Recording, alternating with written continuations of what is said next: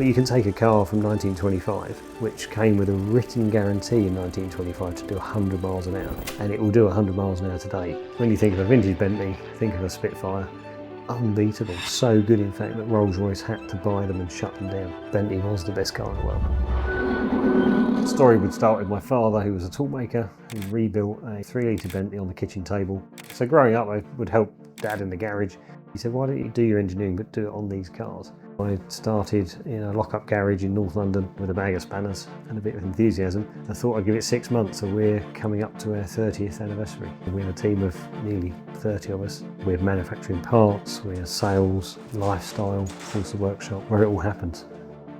And the W.O. Bentley, it attracts a certain type of eccentric. We had an inquiry from one gentleman who wanted to do something quite ambitious. Every few years, Jim seems to like to pose a challenge, go and see a bit of the world that he, his friends haven't seen. We were thinking about a road trip. We do dream up these trips from time to time, which are out of the ordinary. They're generally develop over a couple of beers in the pub, as things do. He came up with an idea of driving from Paris to Peking, the reverse of the famous original 1907 Peking to Paris route. We then started thinking, well, actually, what are the really good bits? And the feedback is that Mongolia is the highlight. The Gobi Desert, the clear skies, the massive vistas. In 2007 I did the Peak in Paris for the first time and realised with 100 cars in the Gobi Desert, when 85 of them were broken, actually the mechanic is king. And so I came back and restructured my business to focus on that very scenario, not allowing yourself to be in that position in the first place. On these trips, if you fall behind for any reason, you want to be able to catch up. So a good, strong, powerful, quick car is your best friend, but you've got to look after it and you've got to navigate the rocks and boulders because you're essentially driving across what looks like the moon. A lot of manufacturing is done in-house. We keep all of the trades in that we can manage, and it gives us control. We want to make sure things are made of the right materials. So today we're screwing cars together. That encompasses almost 30 years of knowledge. The cars we build this year are the best cars that reflect all of that knowledge. One car, that's a lovely project and a great job, and then he dropped in the conversation that we might need another couple. We went from 1 to 3 whilst in the build of the first. So that really challenged the business and we had to focus and sharpen our pencils.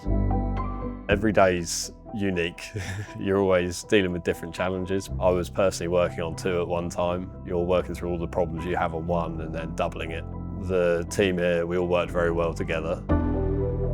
Everyone's definitely into cars, but it takes special people, I think, to be interested in such old cars, 100-year-old cars. The passion comes from seeing how well they're built. For our rally cars, we put in things like bigger bump stops and check straps to stop axles flying about. When we do rally preparation, it all comes under that, and with Jim's, we obviously did all of that and made sure it was just definitely not going to get beaten up by the desert. You're building a one-of-one car for a special client. They all have their own unique parts. Jim's dashboard was really interesting. He ended up with a rosewood varnish on it, which is very unique. We had to get it sent to Sweden to get stained. Things like that really make the projects interesting. So then it all came back and you have to be so delicate. The first time the client sees it, you want it to be the best it's ever looked. The handover is always lovely, and to see all 3 cars together, finished, done, is a proud moment. It's magnificent, isn't it? Oh, we've got the names on, that's nice. That's good. 100 years ago, I don't think they were even considering Mongolia. They were only just going to France. Probably never look as clean as that ever again. The environment there is not made for a 100-year-old vintage Bentley. We're here to make sure they can get through it and the people inside enjoy the drive. One week it could be on a track, the next it could be going through Mongolian desert. So I think the passion's there because we can kind of follow them around the world and see how well they actually cope with all the conditions. Amazing country, but super, super tough on the cars. It's the toughest motoring I've ever done anywhere.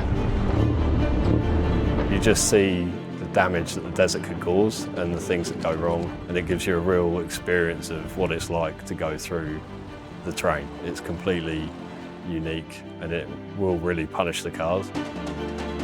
The challenge really is the gearbox. The double declutching to change gear is getting the revs right, is getting everything aligned and sort of synchronized so that you can change gear. But once you get it, it's brilliant and it's a very satisfying vehicle to drive. You're going across one of the most inhospitable places on the planet, and jeopardy is only a heartbeat away. So for them to achieve what they did without serious incident, and they got all the cars through, is not to be underestimated. That was a proper adventure and a real achievement. We were all so blown away by it. It wasn't just a hard car to drive and steer, just you were getting battered from all angles, but that was the pleasure of driving it. By the end of the trip, driving into Beijing, I just felt so at ease in the vehicle. They lend themselves to adventure because fundamentally Mr. Bentley's design was about endurance, was reliability above all else. And you see that in his engineering. Twin magnetos, twin spark engine, 4 valves per cylinder, overhead can, often twin fuel supply. You will give up before the car gives up. They really are a fabulous vehicle, 4.5 litre, enormous torque, and they've coped with this environment, which has been fantastically challenging for them, impeccably really. They really have been a joy to drive. I think it's fantastic for the brand, for Mr. Bentley's legacy, that 100 years later they are still doing the toughest events in the world.